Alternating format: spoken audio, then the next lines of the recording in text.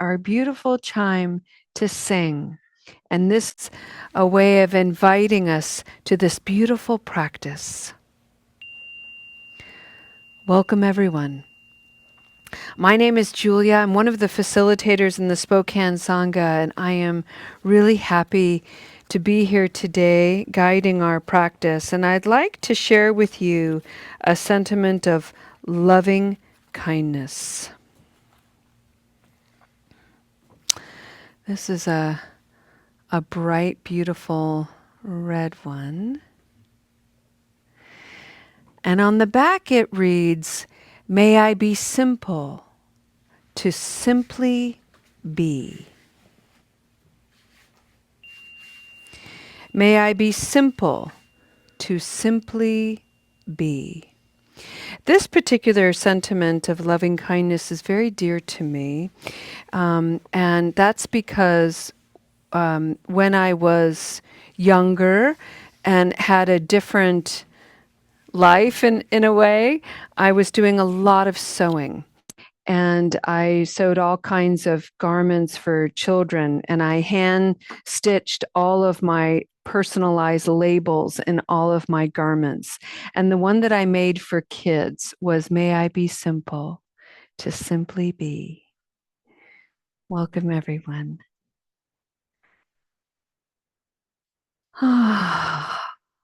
Let's just arrive to this beautiful practice. Today, I'd like to extend my gratitude to Sangha members who have reached out to me to share that the offerings this week regarding wise speech have been really meaningful.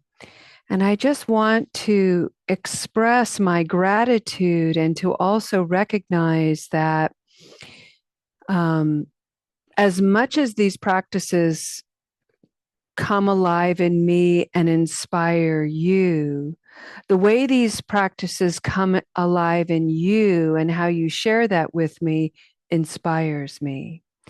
So this is an extraordinary practice of mutuality, and I want to thank you for taking the time to let me know how these practices are coming alive in you and how they are inspiring your own wisdom.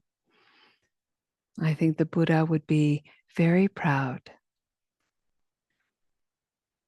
For the month of August, friends, we are exploring wise speech. And wise speech, as I hope many of you are beginning to understand, has many, many layers supporting the actual expression of speech. So wise speech isn't being a great orator. It's not about elegance or eloquence. It's not about fancy words and intellect. It's about deep, honest discernment. And discernment has many, many layers that we can explore. And one of the things that we're doing in a Buddhist practice, using Buddhist principles and practices, is we're unlearning a really strong conditioning in the West, which has a propensity to categorize everything dualistically. Something is either this or it's that. I'm either a good person or I'm a bad person. I'm either using skillful speech and that's good, or I'm using unskillful speech and that's bad, and so on. The Buddhist practice says there's no reason to negate that. There's no reason to negate the dualistic paradigm, because it might actually be true and still not the whole truth. That's the instrument of peace that we learn here as part of this Buddhist practice. That's true and not the whole truth.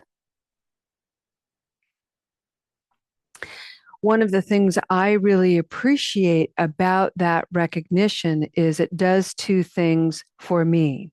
One is it enables me to really cultivate a, a habit, a propensity to observe.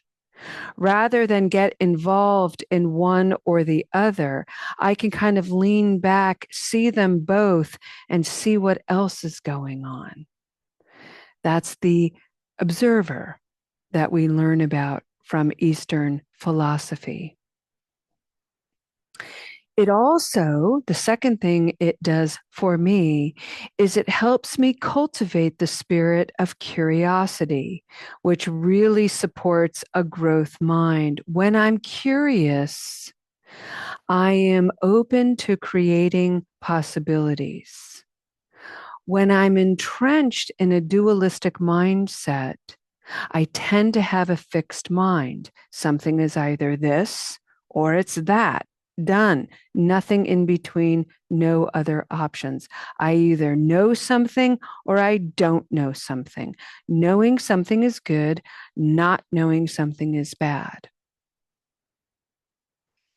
And again, our Buddhist practice and our mindfulness says, okay, what else? It's just irrepressibly curious. What else? What else might be going on? And that gets us to the layers of wise speech. So today, I'd like to bring forward something, and that has to piggyback, it has to do with piggybacking on yesterday's conversation about karma ripening with regard to unskillful speech.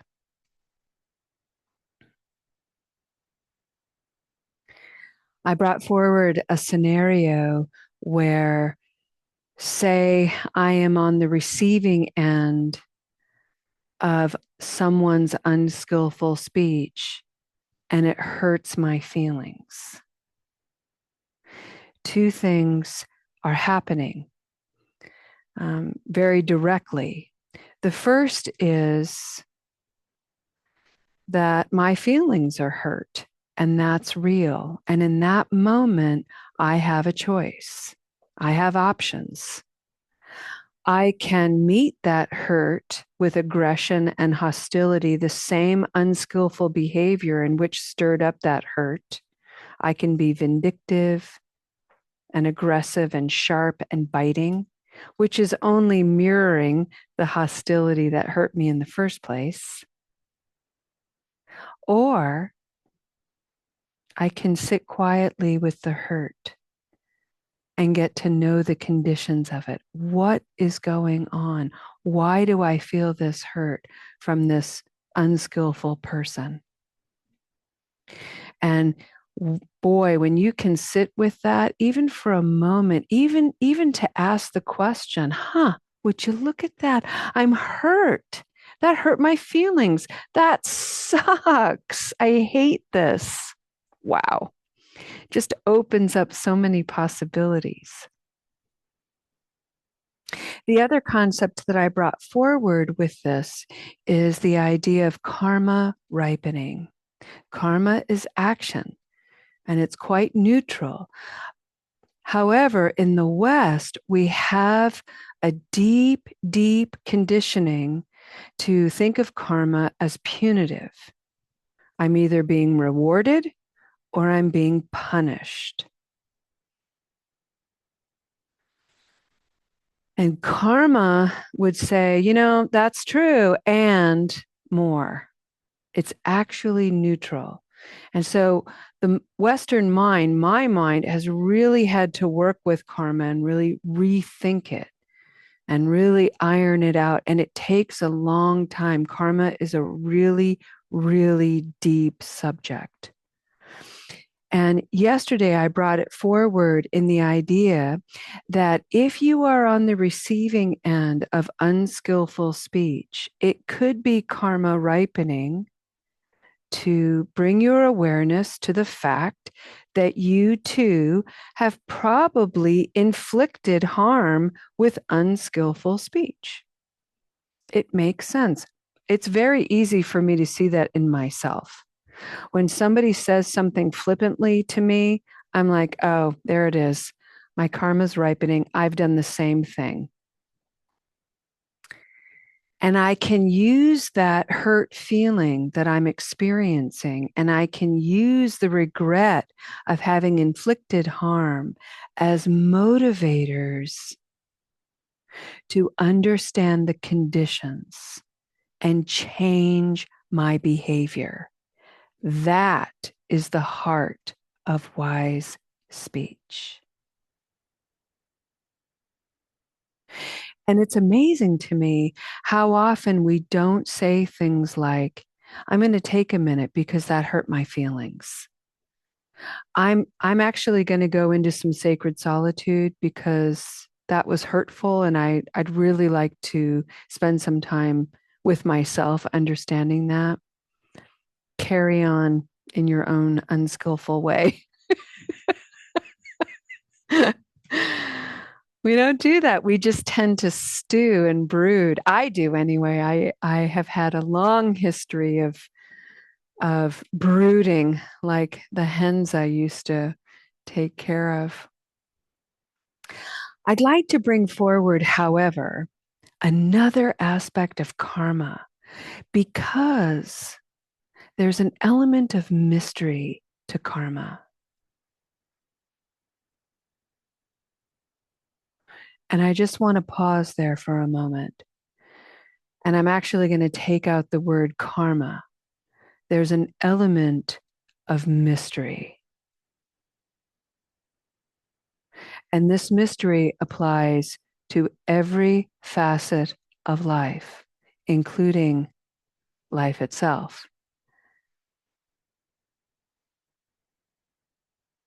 I believe it's a theory called endosymbiotic theory, where it's this idea of in the primordial soup of life, billions of years ago, two bacterium were swimming around and ploop, accidentally got into one another and created this whole cascade of cellular disruption and eruption. And suddenly that completely changed the course of cellular life. How that happened, why that happened, completely mysterious. The theory itself is just a way of trying to get at mystery, the mystery of being here. Karma has a degree of mystery too. So, for instance, let's say you are someone who was raised in a home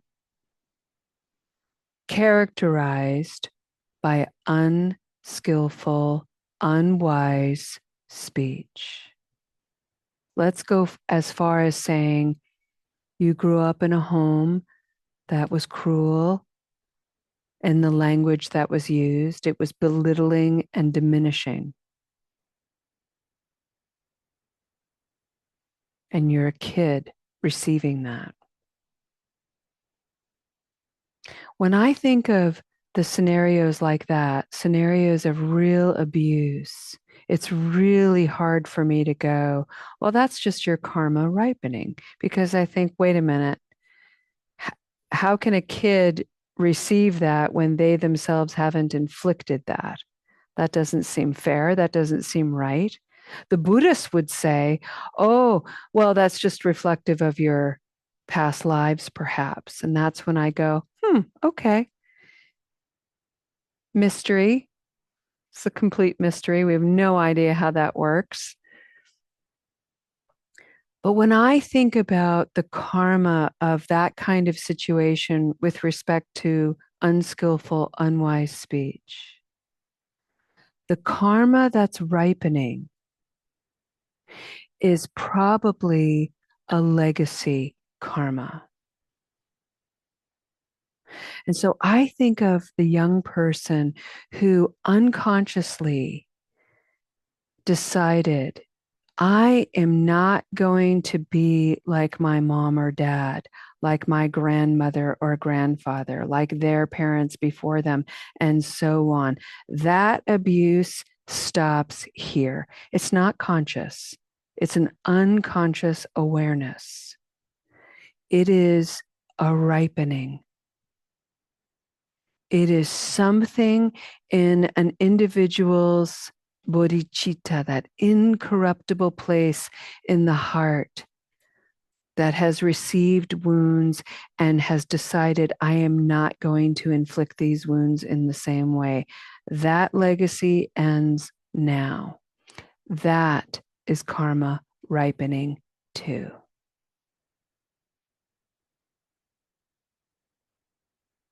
And so that individual may grow up and be like, yeah, I don't have access to wise speech, but what I do know is I'm not going to yell at my kids. I'm not going to belittle my kids. I'm not going to use aggressive, hostile language with my kids.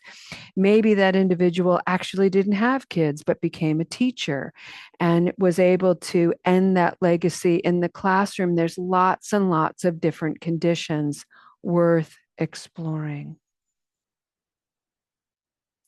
But karma ripening has a mysterious element to it too. And it takes deep discernment to be able to look at, wow, looking at the conditions of my life, how have I used these conditions for better, for worse, for neutrality? And if I've done some regrettable things in my life, with the awareness that we're all gaining right now, that's when we can use that as motivation to cultivate curiosity, which opens up possibility. Otherwise, we'll continue to perpetuate the fixed mind state of dualism. It's either this or it's that. And there is no other practice that encourages this kind of expansive mind, this wonderful curiosity, so well as sati, mindfulness, that we have in Buddhism. Karma is constantly ripening in you and in me.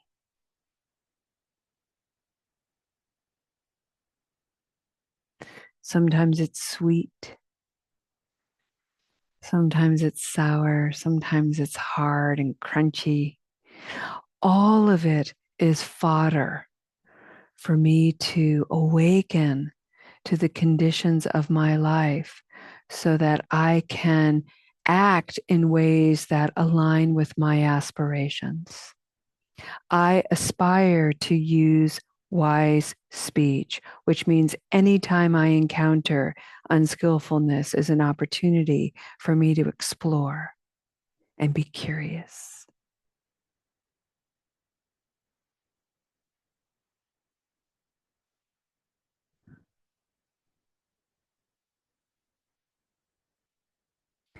This week, we heard a wonderful meditation on Tuesday evening about self-talk. And I'd like to bring your attention to your self-talk, which, by the way, is a legacy voice. And how that legacy voice got in there is a degree of mystery. It's part society, it's part ancestral, it's nevertheless present and real. Our job isn't to get rid of that voice. Our job is to listen to it fearlessly enough that we can mature it.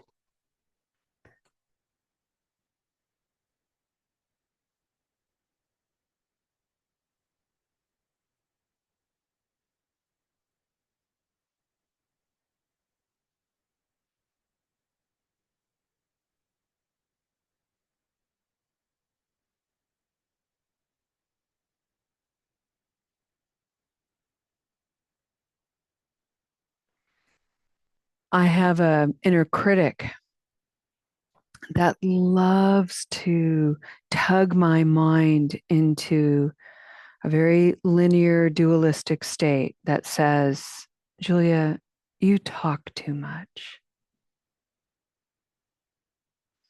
And talking too much is bad. And talking just the right amount, whatever that is good.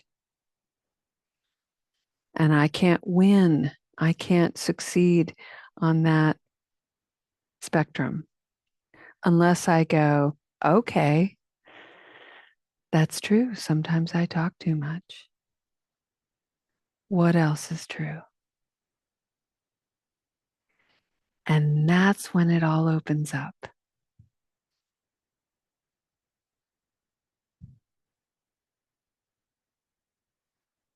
Julia, you think you're so la la la, fill in the blank. Okay, that's true. What else is true? And that's my little hack for, accepting that voice, that cynical voice, and allowing the stronger voice of curiosity to be empowered by my karma, always ripening, to keep me motivated, to keep me in integrity, to keep me aligned. This is a practice, friends. And remember, we're not here to practice for perfection.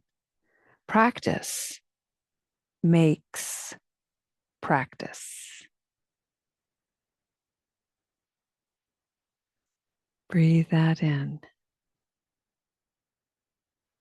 Smile at how well you're doing.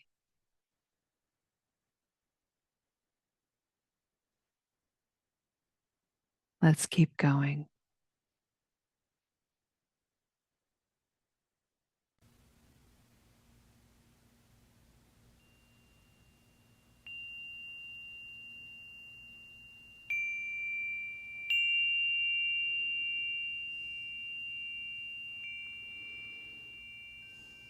One of the first articles from the editor of this particular magazine, this is called Psychiatric News. I'm such a nerd. And I get psychiatric news because I'm married to a shrink. Okay. So, and he doesn't read it. He doesn't read this. I do. I read all of his crap. And it's so great. And I love it because the editor of this particular magazine, his name is, let me get my glasses on. His name is Adrian Prada, MD, and he is a professor of clinical psychiatry and human behavior at the University of California, Irvine School of Medicine. And he wrote one of the first articles in this particular edition on the extremes of being uncentered. So, the practice of mindfulness, the Buddhist principles have made their way into psychiatric news. So, if any of you are doubting the merit of this practice, don't. Just stay the course, keep going. And so I'm going to read a little bit about that tomorrow as a way of just really encouraging and empowering you to keep going, keep doing these practices, keep making this effort. It is such an incredible discernment process of what am I doing? How am I creating the conditions for safety, for ease, for peace within myself and by extension for others? And how am I not? Like, can we look at ourselves honestly and be like, wow, my actions are not safe, not kind, not skillful?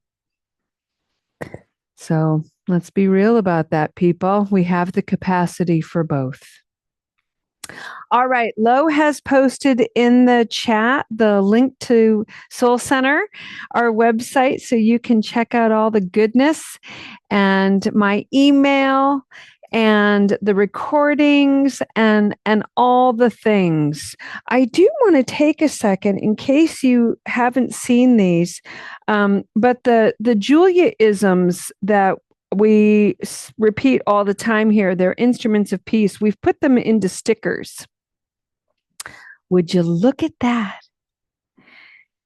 And by the way, I think it was who showed me that these stickers happen to fit perfectly in the Recovery Dharma Circle. Isn't that great? And she put in the one, practice makes practice. Isn't that awesome? And then the other one is, that's true, and not the whole truth. And so these are, you can find these in our tokens of mindfulness on our website. And it's just a wonderful way of supporting this community as well as, just encouraging your practice. And I also want to give you a close up of our beautiful prayer flags. So at the very beginning of the year, we were looking at the Four Noble Truths reimagined, and this is how we've created them. These are made by a third generation silk screen family in Nepal. And this one reads, there is discomfort. There are conditions to my discomfort. This is the Soul Center logo. When I understand the conditions of my discomfort, I experience harmony. And the only way I can do that is to practice. These are the Four Noble Truths reimagined by you know who. And I loved what Carrie said today about, I don't know what to call what Julia does. Well, welcome to the club. Stand in line. You're in good company. I heard that my whole life. I don't know about you. So I just do what I do. I just share what comes alive in me. And I'm so grateful that you're here to receive it and that you're here to share it. It just makes all the difference in the world. It's so powerfully inspiring. Last thing I want to share with you is boundaries. We heard a wonderful summary of boundaries. You can read more about it in the Satyaseva book, in the chapter all about boundaries. There's a new book coming out sometime next year, all about it, focused entirely about it. So stay tuned.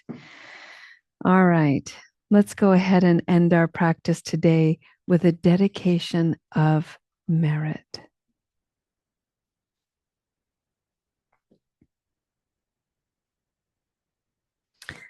I'd like to do something different today in the dedication of merit, and I'd like to do something audacious because I'm feeling a little mischievous, perhaps. But I'd like to dedicate all of our unskillfulness. I'd like to invite an inward gaze and bring forward the shadow of our lives. The regret, the misbehaving, the chaos, the drama, the hostility and aggression, the hurt, all of it. We have a fiery dragon, a monster within each of us. And many people spend a lifetime denying its presence in all manner of ways. Some people drink or use drugs to try to tame that dragon and monster, or to pretend it's not there, or to hide from it. Some people work furiously. Some people become hyper religious as a way of taming the demon. Some people isolate themselves from society altogether for fear of ... What we are endeavoring to do here today is to, with a great deal of honesty and humility, allow all of that shadowed energy a place in our sacred space, a place to be understood so it doesn't spill over and cause harm, a place to be seen so it isn't a force to be feared, a place, an entity that we can listen to it so that we can find ways to tame its aggression and hostility. The shadow is a wise teacher, but we have to cultivate clear tools in order to work with it and to be with it. This is an invitation to dedicate your practice to your shadows so that you can keep your shadow in the sacredness of your space, so that it doesn't spread out into the world. This is a way of dedicating a practice to the shadows so that you can see the shadows in others and not be tainted by them, not be hurt by them. Stay protected. In this way, friends, we add a background. The shadow is a background to our light. And may your light shine bright. May your light be clear. May your light be kind. Thank you for being here today, friends. We'll see you next time. Namaste.